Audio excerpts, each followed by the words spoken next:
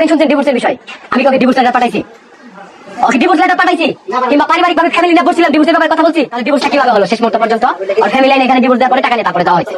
Content creator Alam Hasan এবং তার বর্তমান স্ত্রী মুক্তার ডিভোর্স হয়ে গেছে। এই বিষয়টা আমরা কম বেশি সকলেই জানি, কিন্তু আপনি জানেন কি কার জন্য ডিভোর্স হয়েছে, কে আগে ডিভোর্স দিয়েছে? যদি না জানেন বিস্তারিত আমাদের আজকের ভিডিওটার মাধ্যমেই জেনে নিতে পারেন।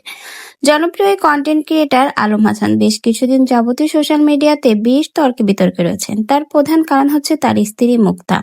মুক্তাকে বিয়ে করার পর থেকে সোশ্যাল মিডিয়াতে নানা ধরনের বিতর্কে উঠে আসেন তিনি। মুক্তা জানায় আলম হাসান তাকে মারধর করে, সেই জন্য নাকি সে তার সঙ্গ ছেড়ে চলে আসতে চায়।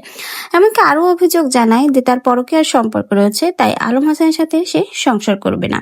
শেষমেশ মুক্তার সেই কথাগুলোই সত্য হলো। অবশেষে মুক্তা কিন্তু আলম হাসানের সাথে বিয়ে ভেঙে দিয়েছে। তাদের বর্তমানে এখন ডিভোর্স হয়ে গেছে। ডিভোর্স হওয়ার পরে এখন শুরু হয়েছে নতুন নতুন নাটকীয়তা। একদিকে মুক্তা জানিয়েছে আলম হাসান মানসিকভাবে অসুস্থ, সে তার গায়ে হাত তোলে।